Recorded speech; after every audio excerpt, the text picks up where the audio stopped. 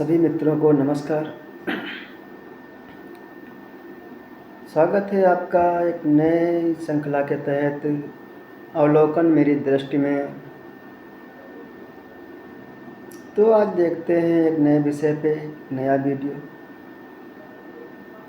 Video में कही गई बातें मेरी अपनी सोच है। इसमें आपकी अपनी भी कुछ सोच हो सकती है, वो आप स्वयं विचार करें।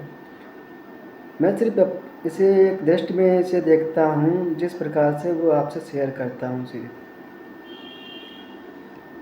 तो आज देखते हैं शिक्षा के ऊपर। ऐसा कोई नहीं होगा जो अपने बच्चों का बेहतर भविष्य नहीं चाहता होगा। हर एक माता पिता चाहता है कि उसके बच्चे क्या शिक्षा प्रणाली सटीक है जो स्कूलों में पढ़ाई जा रही है। तो बात करेंगे आज इसी विषय पे। सबसे पहले हमें ये जानने की ज़रूरत है कि जो भी शिक्षाएं हमें स्कूल में दी जा रही हैं, क्या उसकी हमें ज़रूरत भी है? हमें शिक्षा की ज़रूरत ही क्यों है? देखा जाए तो शिक्षा की ज़रूरत लगभग सभी की ज़रूरत है कि शिक्षा ही वो चीज़ है जिससे हम जान सकते हैं कि हमारे आसपास जो घटित हो रहा है, समाज में जो चल रहा है, उस सबको हम जान पाएँ। शिक्षा यानी ज्ञान, जानकारी का संग्रह, जो कि समाज में एक बहुत बड़ा मुद्दा होता है। शिक्षा का उद्देश्य होता है बेहतर जीवन देना। शिक्षा तभी कारगर हो सकती है जब वो किसी के जीवन को एक बेहतर जीवन में परिवर्तित कर दे। ऐसी शिक्षा ही किस काम की जो किसी का जीवन बेहतर ना कर सके। क्या हम सभी ये चाहते हैं कि ऐसी कोई चीज़ हम पढ़ें, सुने, देखें जिससे हमारे जीवन में उसका कोई ताल्लुक़ ही ना हो? नहीं चाहेंगे ना। तो शिक्षा का मूल्य उद्देश्य है कि व्यक्ति का बेहतर विकास, बेहतर जीवन हो। तो अब हमें जानना चाहिए कि क्या शिक्षा ज़रूरत किसको है? क्या शिक्षा शरीर को ज़रूरत है? क्या शिक्षा मन को ज़रूरत है या चेतना को? शिक्षा की ज़रूरत किसे है? वस्तुतः हम तीनों का जो जोड़ के रूप में एक ढांचा तैयार होता है, हम उस जोड़ को ही मैं कहते हैं। शरीर, चेतना और मन, इन तीनों को एक रूप में देखकर और तीनों को संगठित करके ही हम अपने आप अपना मैं खड़ा करते हैं। तो शिक्षा को ज़रूरत अब होगी मैं को, क्योंकि इस शरीर को जो चलाता है वो है मैं। ये शरीर एक साधन मात्र है, तो शरीर को चलाने वाला कौन हुआ? मैं। तो शिक्षा को ज़रूरत है, शिक्षा की ज़रूरत है मैं को, यानी विकास हो तो किसका? मेरा ही तो विकास होगा ना। तो शिक्षा की ज़रूरत है मुझे, यानी मैं को। अब उसका जीवन बेहतर कैसे है? वो कैसे बेहतर होगा इस शिक्षा से? ये प्रश्न हमें उठाना चाहिए, उस मैं का क्या उद्देश्य है, वो इस जीवन को किस तरीके से जीना चाहता है। ये एक व्यक्तिगत बात है, इसलिए इस व्यक्तिगत बात को हर एक व्यक्ति को अपने जीवन में अपने आप से ही ये प्रश्न पूछना चाहिए कि मुझे कैसा जीवन चाहिए। क्योंकि जैसा जीवन हमें चाहिए वैसे ही हमें फिर शिक्षा व्यवस्था भी चाहिए होगी। हमें अपना विकास करना है तो हमें ये भी जानना पड़ेगा कि हमें अपना विकास कैसा करना है। क्या इसकी ज़रूरत नहीं पड़ेगी कि हमें अपना विकास करना है और हमें यही ना मालूम हो कि हमें अपना विकास और अपना जीवन बेहतर करना है तो कैसे, किस तरफ जाना है,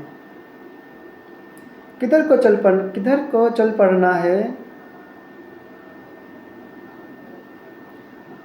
जहाँ से हमारा जीवन बेहतर हो और हमारा विकास हो। तो हमारा बेहतर जीवन क्या है, हम किसे अपना बेहतर जीवन मानते हैं।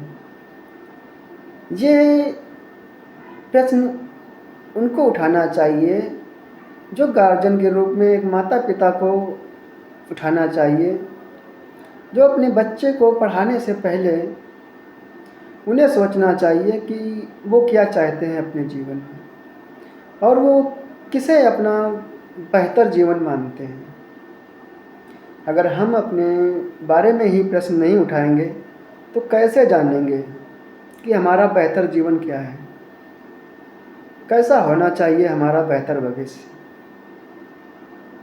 हम बेहतर भविष्य किसे मानते हैं? क्या हम पद प्रतिष्ठा पाने को बेहतर जीवन मानते हैं, अच्छी लाइफ स्टाइल जीने को, यानी पैसे से भरपूर हर इच्छाओं को पूर्ण होते हुआ देखना चाहते हैं, सुखों का आनंद लेना यह बेहतर भविष्य चाहते हैं। कैसा, किस प्रकार का हम बेहतर भविष्य चाहते हैं और किसे हम अपना बेहतर भविष्य कहते हैं। अभी का हमारा जीवन कैसा है? अभी जो दिखाई पड़ता है वो तो ऐसा दिखाई पड़ता है जैसे गधे जो होते हैं वो दिन रात मेहनत करते हैं, गधों की तरह ही। अन्य जो उसके जैसे गधे होते हैं ना, उसकी तरह वो दिन रात मेहनत करते हैं। भाग भरी दुनिया में भाग दौड़ करते रहते हैं, दिन रात पैसा पैसा पैसा, पैसे की दौड़ में सुबह से शाम तक तमाम तरह के कार्यों की चिंता। किसी कंपनी में जॉब कर रहे हैं, उसमें मालिक की चिंता कि ऐसा ना हो कि आज कोई गलती हो और मालिक हमें सुना दे। कितना डिप्रेस हमारा जीवन है, कितना तनावपूर्ण हमारा जीवन बना हुआ है इस पैसे की दौड़ में। क्या आपने इस पे प्रश्न उठाया है कभी कि अभी जो हमारे समाज में जैसा जीवन चल रहा है, क्या यही हमारा बेहतर भविष्य है? क्या हम इस तरीके का भविष्य अपने बच्चों को देना चाहते हैं? ये प्रश्न हमें स्वयं से उठाने चाहिए और उठाने पड़ेंगे कि हमें अपने बच्चों का जो बेहतर भविष्य की कल्पना हम देखते हैं वो कैसी हो, इस बारे में हमें स्वयं जानना पड़ेगा। जब तक हम स्वयं नहीं जानेंगे तब तक कैसे जानेंगे कि कौन सा रास्ता हमारे बच्चे के भविष्य के लिए सही है, हमारे बच्चे किस तरह की शिक्षा प्राप्त करें जिससे उसका भविष्य बेहतर हो। तो सबसे पहले तो यही जानना पड़ेगा कि बेहतर जीवन क्या होगा। जब तक बेहतर जीवन ही नहीं पता तो बेहतर भविष्य कैसे मालूम होगा।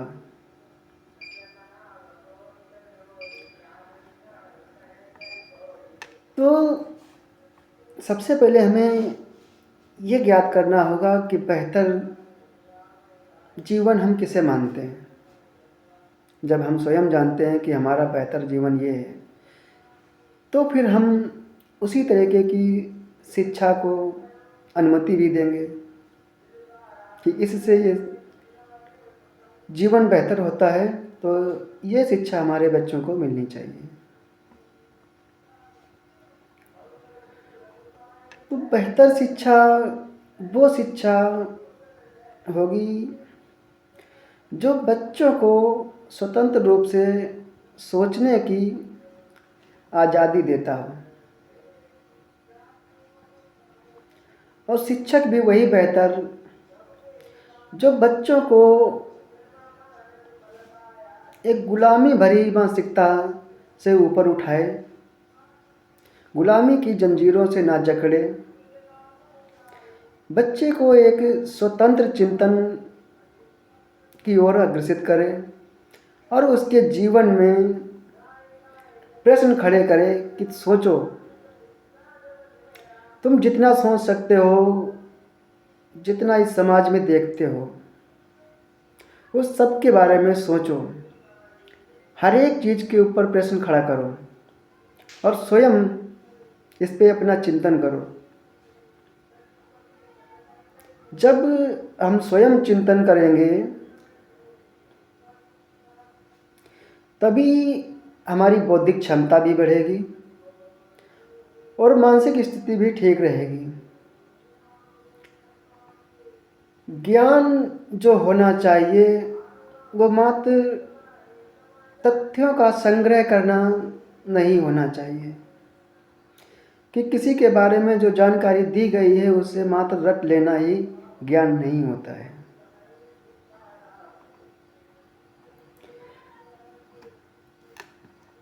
ज्ञान वो कहा जा सकता है जिससे बच्चे अपने आप अपने बारे में बेहतर तरीके से जान सकें और अपने जीवन को सुखद और आनंदपूर्वक जीने की जो लालसा होती है उसके अंदर छिपी हुई, उसकी अनुभूति के साथ जीना, उसकी जो समझ है वही ज्ञान होता है।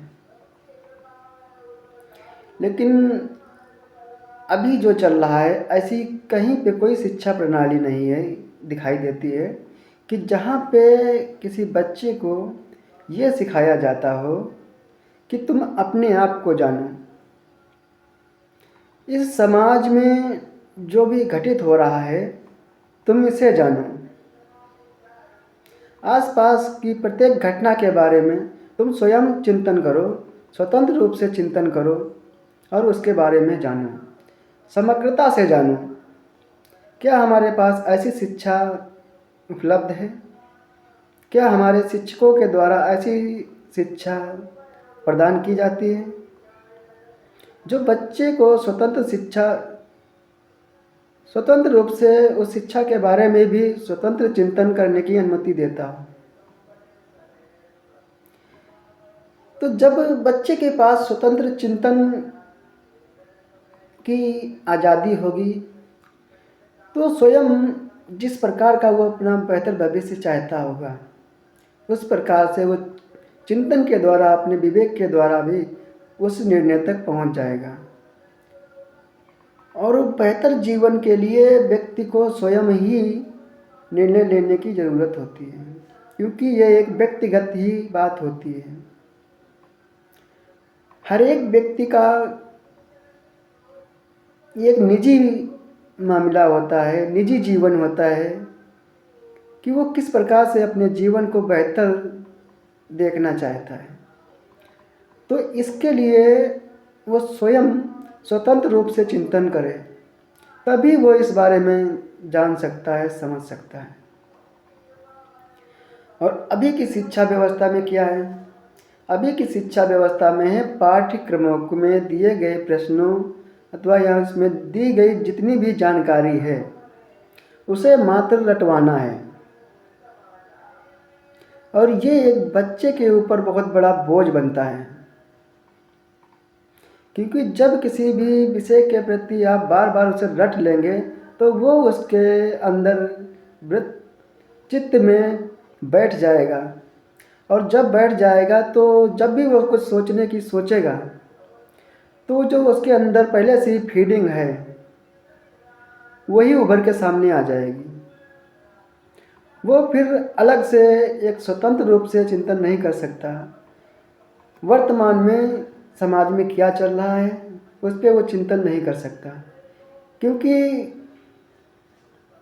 शिक्षा ने उसे जिस भी प्रकार की शिक्षा उसे दी गई है, समाज ने स्कूलों ने उसे जिस भी प्रकार की शिक्षा व्यवस्था में उसे ढाला है उसी के अनुरूप वो अपनी धारणाओं को मजबूत कर लेता है और वो मान्यतावादी बातों में फंस जाता है।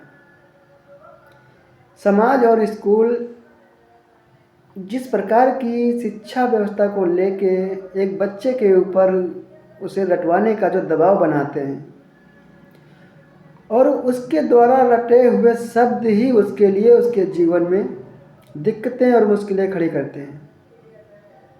आप जब भी अवलोकन करेंगे अपने जीवन में जितनी भी समस्याएं हैं उसमें आपको यही मिलेगा कि आपने अभी तक जो कुछ भी समाज से ग्रहण किया है, स्कूल से ग्रहण किया है, जो कि मौजूदा शिक्षा व्यवस्था में मौजूद है और वहाँ जो कुछ रटवाया गया है, क्या बार बार वही उभर के नहीं आता है सामने? तो जब तक वो चीज़ें उसके सामने उभरती रहेंगी तब तक वो एक साफ दृष्टि से निष्पक्ष रूप से किसी भी विषय के ऊपर वो अपना स्वयं चिंतन नहीं रख सकता, वो स्वयं अवलोकन नहीं कर सकता। तो जब कोई व्यक्ति स्वयं अवलोकन नहीं कर सकता तो फिर उस शिक्षा व्यवस्था का उसके जीवन में क्या महत्व रह जाता है? जिस तरह की शिक्षा व्यवस्था एक बच्चे को दी जाती है और उसके जीवन में वो शिक्षा व्यवस्था यदि काम ना आए, उसके जीवन को समझने में कोई सहयोग ही ना करती हो, तो वो किस काम की? उस शिक्षा व्यवस्था का कितना मूल्य है? एक बच्चा अपने जीवन को नहीं समझ पा रहा है, उसके पास जो कुछ घटना घट रही है उसे समझ नहीं पा रहा है, वो निष्पक्ष रूप से नहीं देख पा रहा है, तो उस शिक्षा व्यवस्था का योगदान उसके जीवन में क्या है जो उसको एक बेहतर जीवन के लिए दी गई थी? व्यक्ति के अंदर ऐसी शिक्षा ही ना हो जहाँ पे उसकी प्रज्ञा का विकास होता हुआ दिखाई दे। तो जब कोई शिक्षा व्यवस्था किसी व्यक्ति की, बच्चे की प्रज्ञा का जागरण नहीं करा सकती, विवेक का जागरण नहीं करा सकती, तो बिना विवेक वाले जीवन की आप कल्पना करिए, अवलोकन खुद करिए, देखिए कि जिसका जीवन बिना प्रज्ञा जागृत हुए है उसका जीवन कैसा होगा। एक बेहोशपूर्ण व्यक्ति का जीवन कैसा होगा?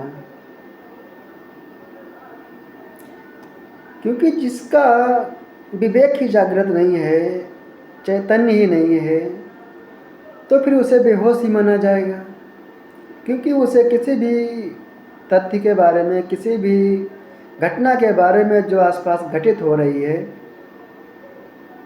उसके पास कोई अनुभव ही नहीं है, कुछ ज्ञान ही नहीं है और वो समझ भी नहीं पा रहा है। तो शिक्षा एक व्यक्ति को बेहतर तभी कर सकती है जब व्यक्ति का बौद्धिक विकास के साथ उसकी विवेकशीलता का विकसित होने में सहयोग हो। और शिक्षा होनी भी इसीलिए चाहिए कि व्यक्ति का, बच्चों का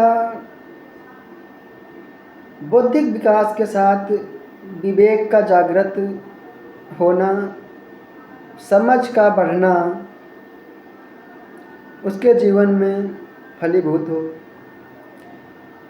और यदि मात्र ज्ञान संग्रह करवाना और रटवाना ही मात्र अगर शिक्षा का उद्देश्य रह गया हो, तो फिर उसके जीवन में उसका क्या महत्व है। और अभी तक हमारी शिक्षा व्यवस्था में यही देखा गया है, किसी भी विषय को अध्यापक पढ़ाते हैं, उसे रटवाते हैं, और वो रटा हुआ जब बच्चा भूल जाता है और उसे फिर पूछा जाता है कि क्या याद किया तुमने, तो फिर पिटाई भी होती है। शिक्षक यही करते पाए जाते हैं कि बच्चों को उसका जो विषय है, विषय की जानकारी देना बच्चों को,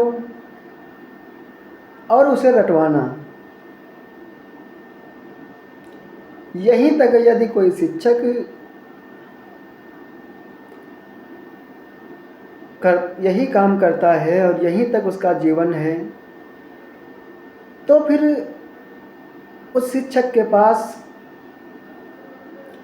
कितनी समझ होगी कि वो एक बच्चे का बेहतर भविष्य के बारे में सोचता है और काम इतना करता है स्कूलों में कि वो मात्र बच्चों को अपने पाठ्यक्रम में दिए गई जानकारी संग्रह को मात्र बच्चे तक पहुंचाने तक का ही सहयोग करता है। जो पाठ्यक्रम पढ़ाता है उसकी जानकारी बच्चों को प्रदान करना ही शिक्षक का काम यदि इतना ही रह गया है, और वो उसके विकास में, उसकी विवेक में जागृत होने में कोई सहयोग नहीं दे पा रहा है और पाठ्यक्रम को ही रटवाने तक में ही सीमित है, तो क्या ऐसे शिक्षक किसी बच्चे का बेहतर भविष्य बना सकते हैं? मैंने पहले ही कहा कि सबसे पहले तो हमें जानना पड़ेगा कि बेहतर भविष्य माने क्या। हम बेहतर भविष्य किसे मानते हैं। दूसरी बात, जो शिक्षक विद्यार्थी को शिक्षा देते हैं, शिक्षा प्रदान करते हैं, क्या उन्हें भी पता है कि वास्तव में बेहतर जीवन माने क्या? क्या उनके पास भी इतनी प्रज्ञा विकसित है, इतना विवेक विकसित है कि वो जीवन के अनेक प्रकार के तथ्यों को समग्र रूप से देखने की कला को जानते हैं? क्या वो प्रकृति में घटित होने वाली घटनाओं की जानकारी अपनी अनुभूति के द्वारा दे रहे हैं? प्रकृति के बारे में, अपने बारे में मनुष्य जिस तरीके से चलायमान है, क्या उस बारे में उस शिक्षक को उसका ज्ञान है? क्योंकि जब उसको ज्ञान होगा, उसकी अनुभूति होगी, उसका विवेक जागृत होगा, तभी वो आपके बच्चों तक पहुंचा सकता है। यदि शिक्षक को ही ज्ञान ना हो उस चीज़ का, तो वो शिक्षक आप तक कैसे पहुंचाएगा? और क्या जानकारी पहुंचाने मात्र तक सीमित रहना, इससे बच्चे का भविष्य बेहतर हो सकता है? मुझे तो नहीं लगता है कि किसी को जानकारी प्रदान करने मात्र तक में सीमित हो जाना, उससे बच्चे का या किसी भी व्यक्ति का बेहतर विकास नहीं हो सकता। इसमें दोनों लोगों को काम करना पड़ेगा। एक तो वो जो ज्ञान ले रहे हैं, दूसरे वो जो ज्ञान दे रहे हैं। ज्ञान ऐसा होना चाहिए कि किसी व्यक्ति के पास ज्ञान जाए तो उसके अंदर के अज्ञान को मिटाए और खुद भी मिट जाए, क्योंकि संसार में ऐसा कोई भी ज्ञान नहीं है जो पूर्णतः सत्य हो। हर किसी की एक अपनी कल्पना है, परिकल्पना है। हर एक व्यक्ति अपने विवेक के अनुसार, उसके पास जितना विवेक जागृत होता है उसके अनुसार वो आप तक अपनी बात कहता है, और उसे जिस भाषा में सहजता महसूस होती है उस भाषा में वो अपने ज्ञान को कहता है। तो बच्चे का बेहतर भविष्य के लिए सबसे पहले माता पिता को जानना होगा कि बेहतर भविष्य माने क्या, हम किसे अपना बेहतर भविष्य मानते हैं। क्या अभी जिस प्रकार का हम जीवन जी रहे हैं इस भाग भरी दुनिया में, जिस प्रकार से हम दिन रात मेहनत करते हैं और दौड़ धूप करते हैं, उसी में अपने जीवन को खपा रहे हैं। पद प्रतिष्ठा पैसा एक दूसरे की तुलना में, क्या ये हम बेहतर भविष्य समझते हैं? क्या दिन रात मेहनत करना, पैसे कमाना और पद प्रतिष्ठा के लिए, सम्मान के लिए, मान के लिए, एक दूसरे की तुलना के लिए जो जीवन जी रहे हैं, क्या इसे हम अपना बेहतर भविष्य समझते हैं? अच्छे कपड़े पहनना, अच्छे रहन सहन में रहना, क्या इस तरीके का हम बेहतर भविष्य समझते हैं? अगर इस तरीके का बेहतर भविष्य समझते हैं और जिस प्रकार का आप जीवन जी रहे हैं यही अगर बेहतर जीवन है, तो फिर अभी तक आपका जो जीवन है इसमें फिर आप क्या पूर्णतः संतुष्ट हैं? अगर आप पूर्णतः संतुष्ट हैं तभी तो आप बेहतर जीवन कह सकते हैं। यदि जीवन में संतुष्टि ही ना हो, आत्मतृप्ति ही ना हो, अशांति से, डिप्रेशन में, चिंता और तनाव में जीवन हो, क्या हम ऐसे जीवन को बेहतर जीवन कह सकते हैं? दिन रात अशांति में हैं, चिंता तनाव में हैं, जीवन में तमाम ऐसे मौके आते हैं जहाँ पे हम घबराहट से, क्रोध से भर जाते हैं, लोभ में, कामुकता में न जाने क्या क्या कर जाते हैं। तो क्या हम इस तरीके के जीवन को बेहतर जीवन समझते हैं? क्या इसके लिए हम बच्चे को स्कूल में भेजते हैं कि अब ये जो समाज में चल रहा है, क्या यही आपके बच्चे को चाहिए? इसका निर्णय आपको स्वयं करना होगा। स्वयं को समझना होगा कि बेहतर भविष्य माने क्या, और बच्चे का जो बेहतर भविष्य आप चाहते हैं वो किस प्रकार का होना चाहिए। इसके लिए आपको स्वयं जिम्मेदारी उठानी होगी, प्रश्न खड़े करने होंगे अपने ऊपर, और समाज में जिस प्रकार का जीवन चल रहा है या जिस प्रकार का हमारा अपना जीवन है इस पे प्रश्न चिन्ह खड़े करने होंगे। क्या हम अभी तक के अपने जीवन में संतुष्ट हैं? जिस प्रकार का हमने अपना जीवन जिया है, क्या इससे जो पाया है उससे हम पूर्णतः सहमत हैं कि हाँ हमें यही चाहिए था?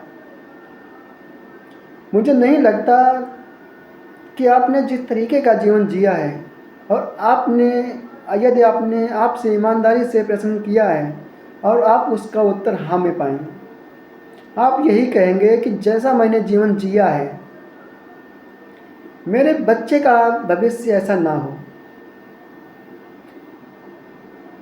लगभग यही उत्तर आपके अंदर आएगा कि जैसा मैंने जीवन जिया है, जैसा मेरा पड़ोसी जीवन जी रहा है, ऐसा मेरे बच्चे का भविष्य ना हो। तो ये चाहते हैं कि बच्चे का भविष्य ऐसा ना हो, तो फिर बच्चे को उसी तरीके की शिक्षा व्यवस्था की ज़रूरत है, ना कि उसे ज्ञान संग्रह करना।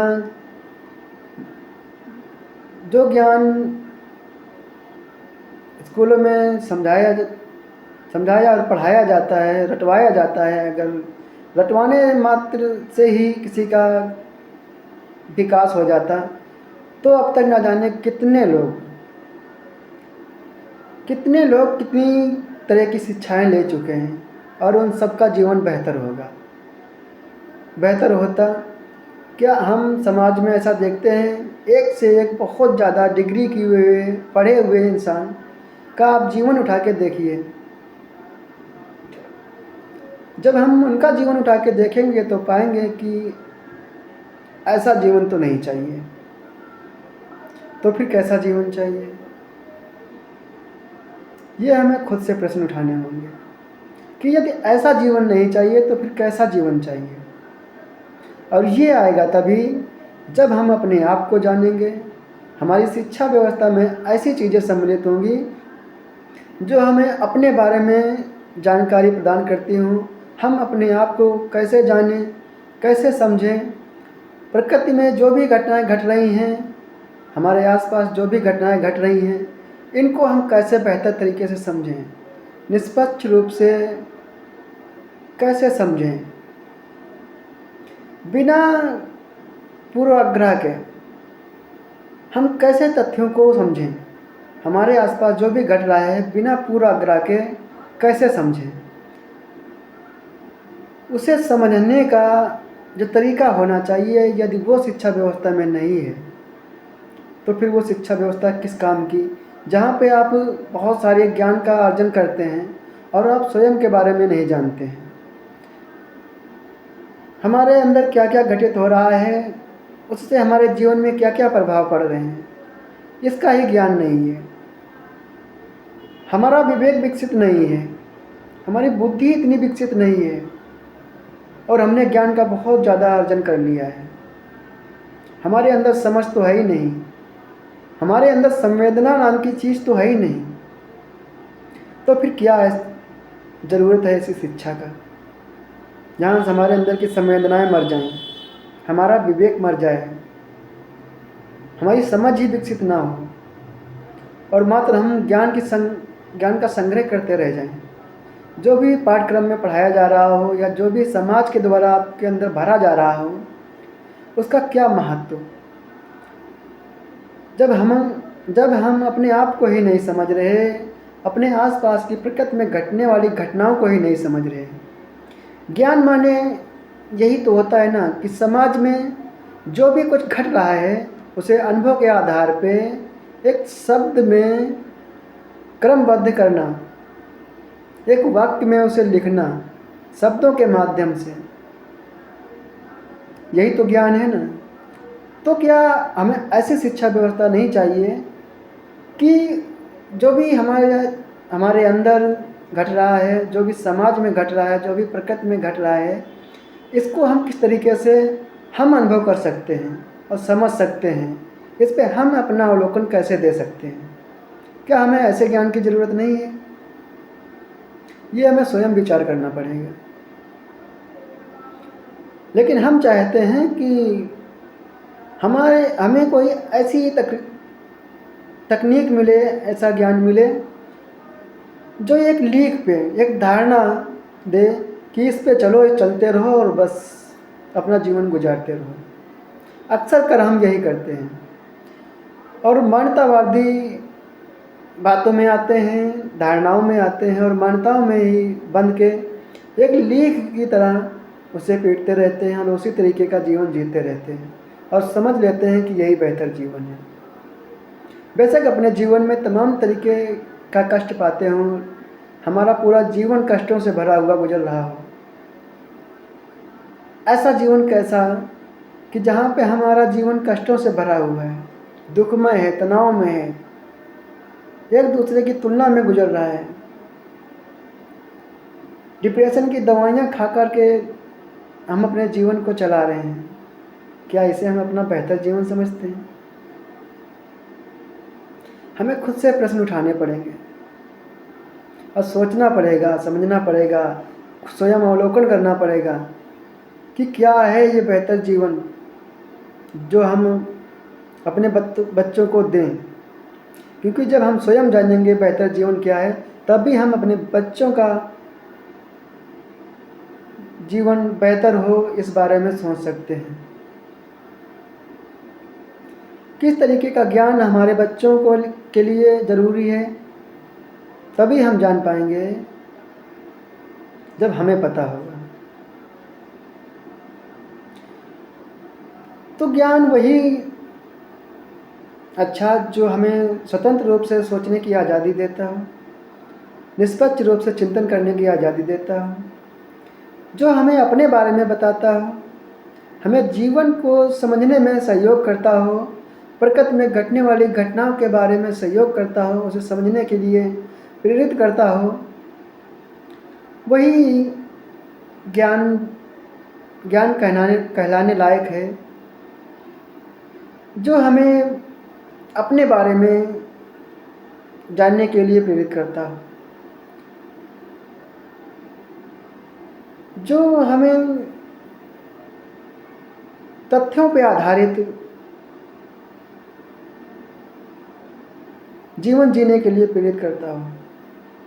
कोई मनमाना आचरण नहीं कि जो चाहा वो मान लिया, जो चाहा वो सही मान लिया, जो चाहा गलत मान लिया। नहीं, उस बीच में तथ्य क्या सही है। तो इस तरीके का ज्ञान हमें अपने बच्चों को देना बहुत ज़रूरी है कि जिससे अपने बच्चे स्वयं ये जान सकें कि उसके लिए क्या बेहतर है। दूसरी बात स्कूलों में होती है ये कि व्यक्ति, अध्यापक, माता पिता बच्चे को जबरन पढ़ाने की कोशिश करते हैं। बच्चे का जिसमें रुचि नहीं है वो भी पढ़ाने का प्रयास करते हैं।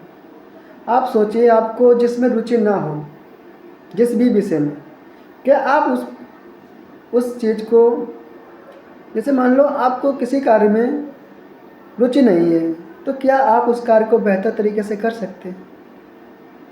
नहीं कर सकते ना, क्योंकि आप जब भी वो कार्य करने के लिए बैठेंगे आपको अनिरुचि होगी, आपका मन दूसरी तरफ भागेगा, आप पूर्ण रूप से उस कार्य को समर्पित नहीं हो सकते।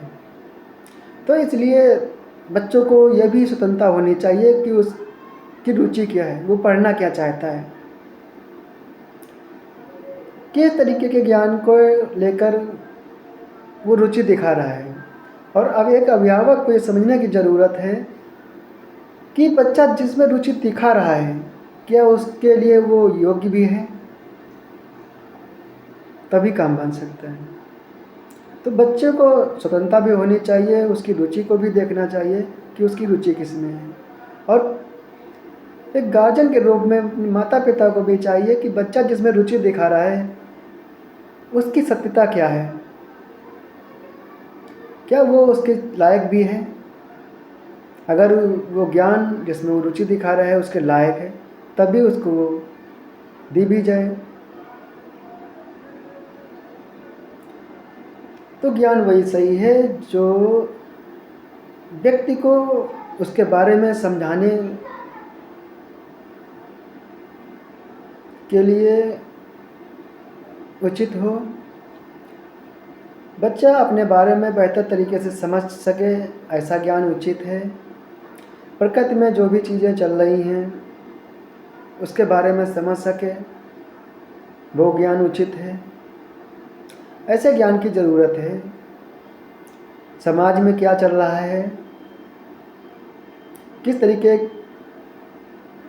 का वातावरण हमें अपने आसपास रखना है, इस तरीके का ज्ञान उचित है बच्चे को देना। किस तरीके के वातावरण को बनाए रखना ज़रूरी होता है एक समाज के लिए, इस तरीके का ज्ञान होना एक व्यक्ति के लिए बहुत ज़रूरी होता है। तो शिक्षा ग्रहण करने का उद्देश्य अपने जीवन को अधिक प्रभावी और सार्थक बनाना चाहिए। शिक्षा ग्रहण करने का उद्देश्य अपने जीवन को अधिक प्रभावी बनाना है और अपने जीवन को सार्थक बनाना है। इसके लिए माता पिता अपने बच्चों को शिक्षा ग्रहण कराना चाहिए। माता पिता को चाहिए कि उनके बच्चे इसलिए शिक्षा प्राप्त करें ताकि उनके बच्चे जीवन में जो समस्या से जूझ रहे हैं, जो बच्चों की जीवन में जो समस्याएं आने वाली हैं, उसका समाधान वे आसानी से अपने विवेक से कर सकें। तो बच्चों को शिक्षा इसलिए चाहिए कि उनके जीवन में जो समस्याएं आने वाली हैं उनका समाधान वे आसानी से अपने विवेक से कर सकें और वे अपने जीवन में अपने आप को जान सकें। शिक्षा इसलिए होनी चाहिए कि बच्चे अपने आप को जान सकें और अपने जीवन को सही ढंग से जी सकें। उनके जीवन में जो समस्याएं हैं या आने वाली हैं उनका समाधान वे आसानी से कर सकें।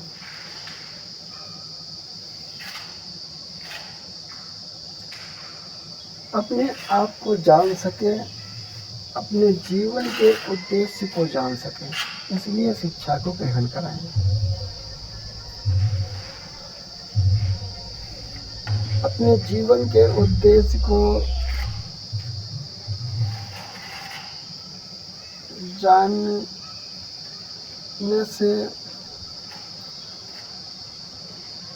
वे सही जीवन भी जी सकते हैं। सही जीवन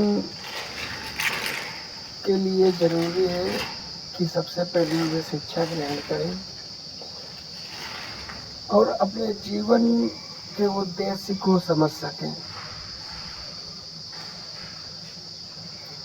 बच्चे अपना जीवन सही से जी सकें, अपने नैतिक मूल्यों को सही से जान सकें। इसलिए अपने बच्चों को शिक्षा ग्रहण करानी चाहिए माता पिता को। शिक्षा जानकारी के लिए नहीं ग्रहण की जानी चाहिए। शिक्षा जानकारी के लिए ग्रहण नहीं करानी चाहिए। शिक्षा समझ को विकसित करने के लिए ग्रहण करानी चाहिए। शिक्षा का उद्देश्य समझ को विकसित करना होना चाहिए। समझ को विकसित करने के लिए शिक्षा को ग्रहण कराना चाहिए। यदि शिक्षा प्रतिस्पर्धा के लिए कराई जा रही है तो ये हानिकारक है। एक दूसरे की होड़ में हम अपने बच्चों को प्रतिस्पर्धा के लिए शिक्षा ग्रहण कराने पर बहुत जोर दे देते हैं, जिससे वे बहुत सारी समस्याओं से जूझने लगते हैं। प्रतिस्पर्धा के लिए कराई जा रही शिक्षा हानिकारक है। बच्चों के लिए इससे तनाव, चिंता और असुरक्षा जैसी भावनाओं के शिकार बन जाते हैं। जब प्रतिस्पर्धा के लिए शिक्षा ग्रहण कराई जाएगी तो बच्चों के अंदर सबसे पहले तो तनाव, चिंता और असुरक्षा जैसी भावना पैदा हो जाएगी।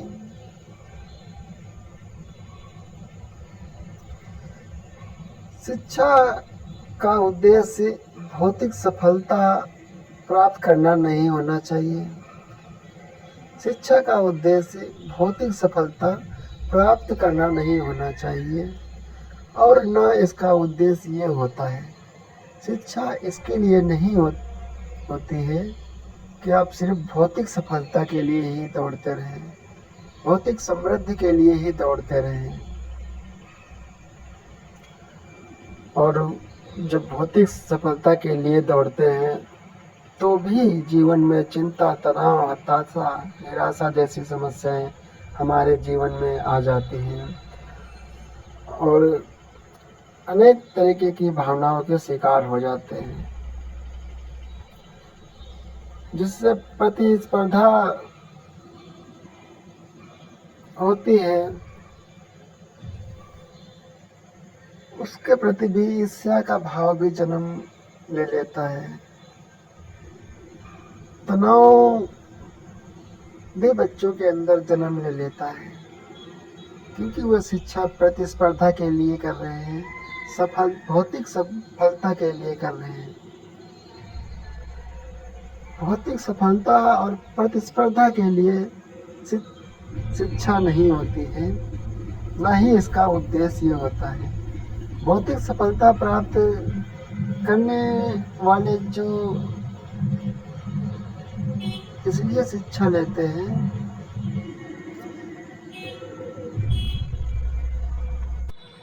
भौतिक सफलता प्राप्त करने वाले जो इसलिए शिक्षा लेते हैं, वे आध्यात्मिक विकास के मूल्य को कमज़ोर कर लेते हैं। जो भौतिक समृद्धि के लिए शिक्षा ग्रहण कर रहा होता है, सिर्फ भौतिकतावाद में ही लिप्त है, होना चाहता है, इसलिए शिक्षा ले रहा है, ऐसे व्यक्ति अपने आध्यात्मिक विकास के मूल्य को कमज़ोर कर लेते हैं। शिक्षा यदि जानकारी के लिए ली तो ये हानिकारक है, कि जानकारी से सिर्फ कुछ नहीं होगा। शिक्षा को अपने जीवन में उतारना भी बहुत ज़रूरी है। इसलिए सबसे पहले शिक्षा के उद्देश्य को समझना चाहिए कि हम शिक्षा क्यों ग्रहण करना चाहते हैं। जानकारी के लिए यदि शिक्षा ले रहे हैं तो ये हानिकारक है। इससे बच्चों की समझ विकसित नहीं होगी, जो उनके जीवन के लिए बहुत ज़रूरी है। बच्चों में समझ विकसित हो, ये बहुत ज़रूरी है। यदि समझ विकसित नहीं होगी तो वे अपना जीवन सही ढंग से नहीं जी सकेंगे और तमाम तरीके की परेशानियों का सामना करना पड़ेगा। तो इससे निजात पाने के लिए उन्हें ऐसे शिक्षा व्यवस्था की ज़रूरत है जिससे उनका विकास हो सके, उनके अंदर समझ विकसित हो सके। सिर्फ आध्यात्मिक मूल्य ही नहीं, भौतिक मूल्यों को भी समझना उनके लिए अति आवश्यक है। सिर्फ भौतिकवाद के लिए ही शिक्षा ग्रहण ना करें, ना करनी चाहिए।